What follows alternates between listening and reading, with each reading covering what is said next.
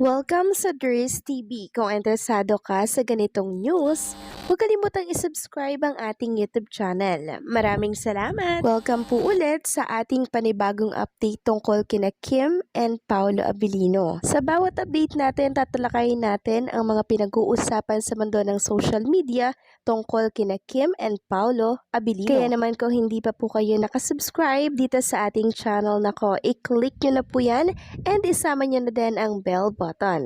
So ayun, welcome back again sa ating YouTube channel mga kakimpaw, and sa update natin ito, ang pag-uusapan natin ay tungkol sa mga importanteng ganap kina Kim and syempre kay Paolo Abilino.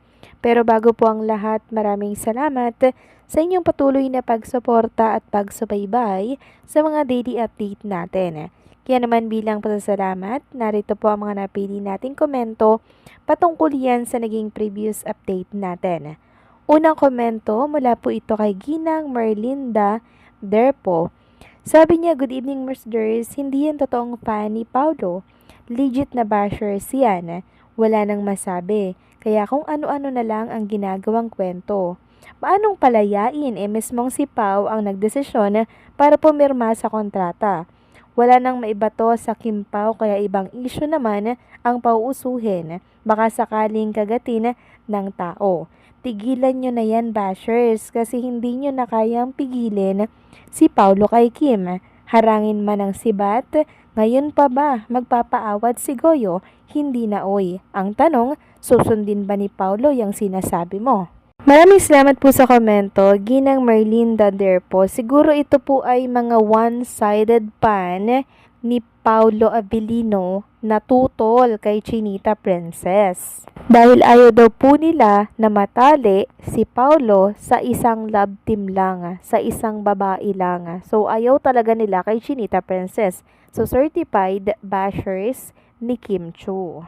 And tama po kayo dyan. Si Paolo po ang nagdesisyon na si Kim Chu ang kanyang piliin na paulit-ulit po na makatrabaho. Ang hirap kasi dito sa iba mga kakimpaw, marunong pa po sila sa may katawan. 'Di ba? Mas marunong pa sila. Kaya medyo nakakahiya naman kay Paolo Abilino na parang gustong i-control si Paolo na si gantong actress.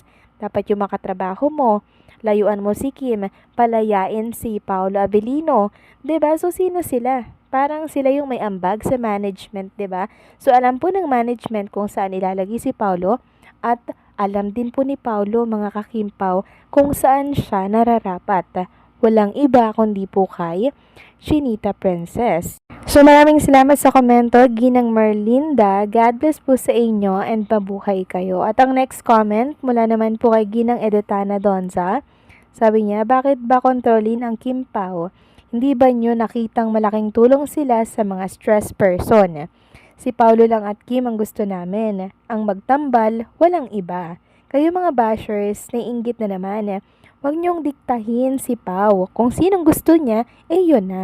Siya ang masusunod kay Kimi, siya na ang satisfied at masaya. Pabayaan nyo na. Marami namang artista dyan, kaya wag na wag nyong kontrolin si Pao. To Paolo, please wag kang makinig sa mga bashers. Walang kwenta yan. Wag kang mag-alala, dito kami susuporta sa inyo ni Kimi. Alam naming mahal mo si Kimi, go ahead Pao. Sana pagkatapos sa project nyo, lumagay na kayo sa tahimik para walang gulo. Mag-business na lang kayo ni Kimi. I hope na magkaintindihan kayo ni Kimi, isip-isip, may edad na kayo. Love them both." Maraming salamat po sa komento, Ginang Edetana Donza. Yes, tama po kayo. Si Kim and Paolo Abilino or Kim Pao ang gusto at hinahanap-hanap po ng marami. At isa pa, yung tambalang Kim Pao, ang dami po niyang napapasaya. And syempre, ang dami pong nakakalimutan yung problema and yung stress nila pag si Kim and Paolo Abilino na po yung nasa harapan at nagpapasaya po sa kanilang dalawa, 'di ba?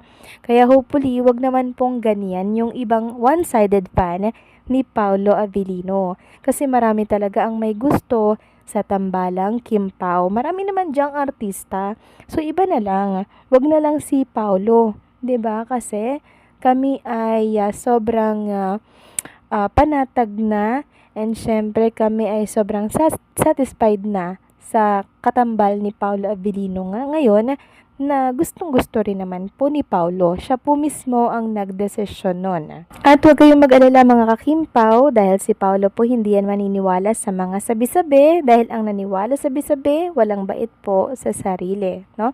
So maraming salamat sa komento. Ginang Edetana Donza, God bless po sa inyo and mabuhay kayo.